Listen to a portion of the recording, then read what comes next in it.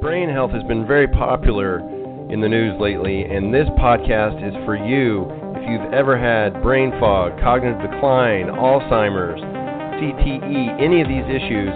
This is the podcast where we're going to jump into the latest research from Dr. Dale Bredesen, Dr. Daniel Amen, Dave-Asprey of the Bulletproof Diet, so many other people, all the minds that are really out there paving the way, blazing a path for new research, new strategies that are actually working to get your brain optimized and working at its highest level. The Brain Builders podcast is just for you. So get a notebook, get a pen, and get ready to open up your mind and get back to the person that you were meant to be.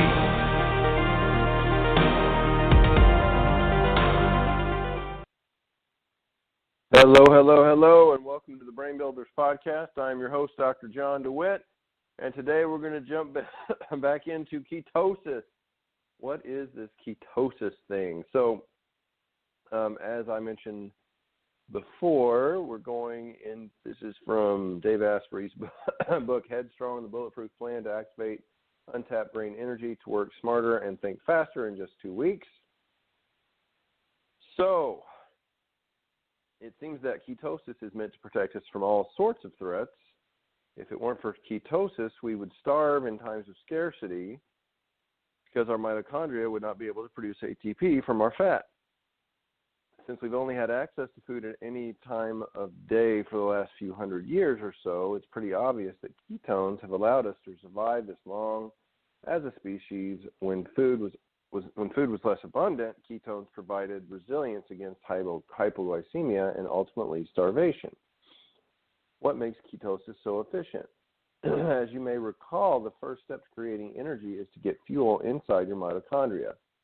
Unlike glucose, ketone bodies can get into the mitochondria completely and intact.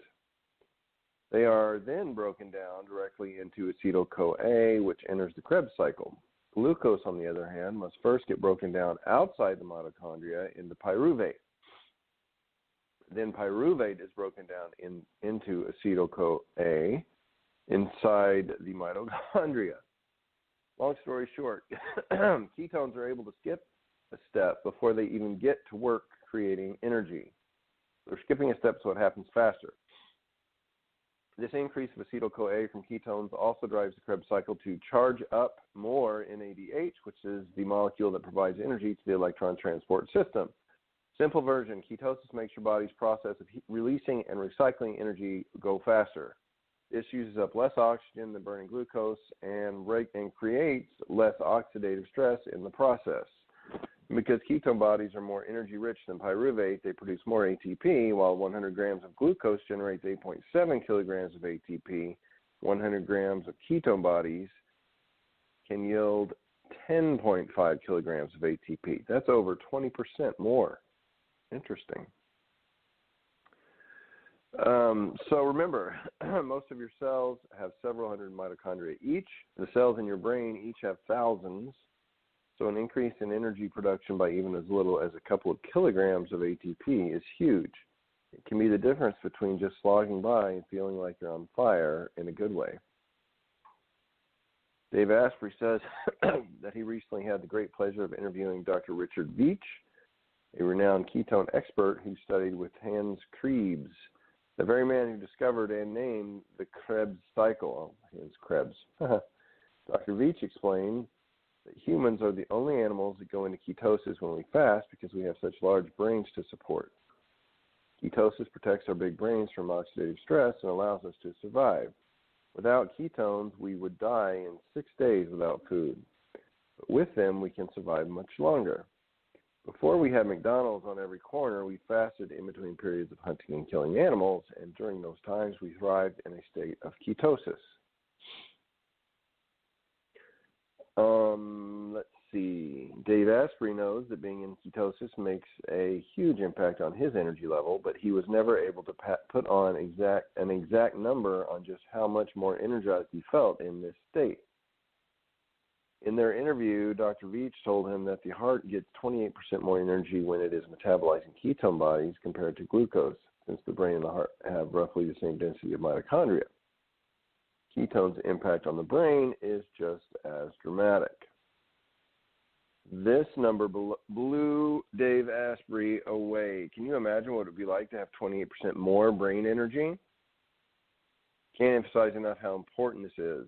In his 20 years of seeking new ways to improve his performance, he hasn't found anything more impactful than ketones. He's found things that move the needle 5% or 10%, but nowhere near the 28% of ketones. Think of it this way. If ATP provides the energy for you to be you, being in ketosis allows you to be 28% more you. The only question is, what will you use all that extra brain power to accomplish? Over time, your body gets more and more efficient at running on ketones. When you do, you become what's known as keto-adapted. Being keto-adapted has its benefits. Your body becomes more efficient at breaking down fats and burning them for energy. You also experience powerful detoxification effects. Fair warning, this might not feel so good in the beginning. In fact, the first time you go into ketosis, you're going to get the worst breath ever. This is because your body stores a lot of toxins in fat. When you start burning that fat to create energy, your liver must process the toxins that are released. For a few days, you might feel tired and foggy, unless you take toxin binders such as activated coconut charcoal. Otherwise, as your liver processes all the toxins that have been released from your fat, it pulls energy away from your brain. This adjustment period is short and more than worth it to experience what follows. Once your system is running clean, a new level of energy and performance will replace your bad breath, fatigue, and brain fog. Heard people say that they felt truly alive for the first time after experiencing ketosis. And I don't think that's an exaggeration at all. Of course, nothing is perfect, not even ketosis. He's found that anytime you get your body into a certain state and try to hold it there forever, it starts to resist. The two most common ways of getting into ketosis are to almost entirely restrict carbs or fats completely. If you maintain a ketogenic, extremely low-carb diet for months on end, your cortisol levels may rise and start tearing up muscle mass to get glucose for your brain. Even when fasting, your blood glucose levels will never go to zero because your body will keep increasing cortisol production. Cortisol makes cells insulin resistant, so they cannot synthesize glucose. This causes blood glucose levels to remain high, awakens your inner Labrador, and leads to major cravings. This explains why many people, but not all, start to feel lousy after several months in continuous, uninterrupted ketosis. It was certainly the case for Dave Asprey. When he was fat, he lost 50 pounds on an Atkins-type diet and felt amazing, until suddenly he didn't feel amazing anymore. Besides cravings, one of the first symptoms of cutting too many carbs for too long is having very dry eyes. Being this low in carbs without a break can also ruin your quality of sleep. Eating no carbs for extended periods can also damage your thyroid, which is a big problem since you need thyroid hormones to make ATP and maintain healthy myelin. That said, some people seem to thrive in continuous ketosis, though they are in the minority. He also learned that while neurons prefer ketones as an energy source, other cells in the body, such as the ones that repair and maintain myelin, actually prefer glucose. Your body is like a hybrid car that runs most efficiently when it has the option of alternating between fuel sources. This inspired him to find a way to hack ketosis. How can I enjoy the extra energy it gave my brain without depriving my other cells of glucose and without experiencing the negative side effects? What he found was that there are ways to experience mild ketosis without fully restricting carbohydrates. In the 1980s, researchers at Harvard Medical School discovered how to produce medium-chain triglycerides in large quantities and use them for therapeutic purposes. Although the high doses required to raise ketones often led to a very unpleasant gastrointestinal state that I affectionately call disaster pants, they learned that because some MCTs are water soluble, they go directly to the liver, and your liver metabolizes them on the spot. To do so, it wipes out your storage of glycogen. This puts you in a state of ketosis very quickly, even if some carbohydrates are present.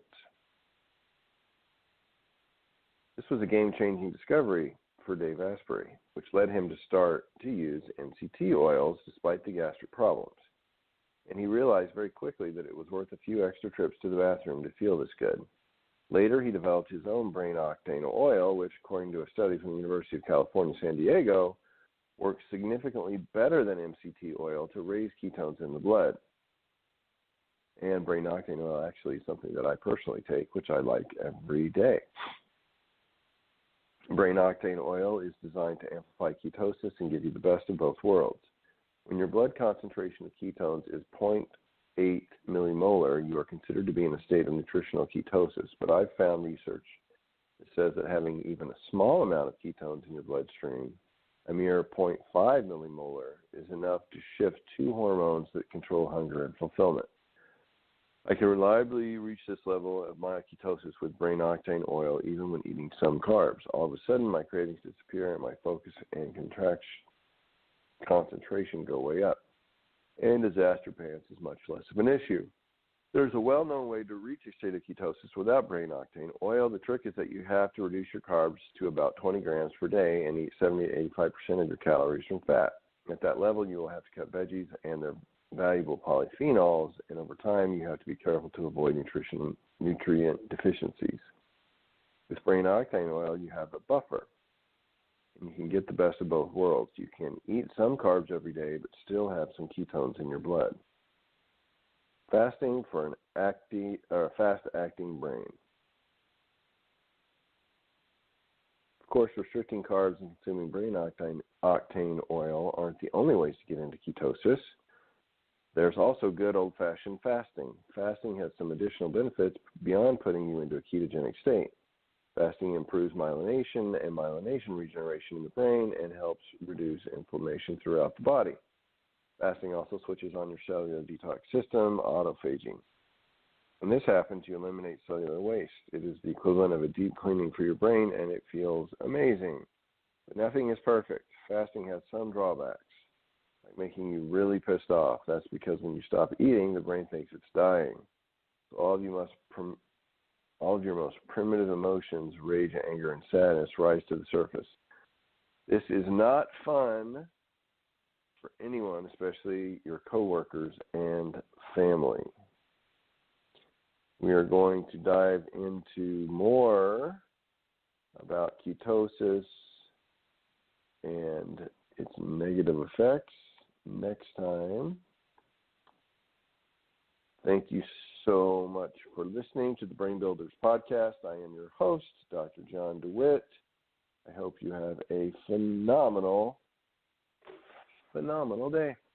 Talk to you next time.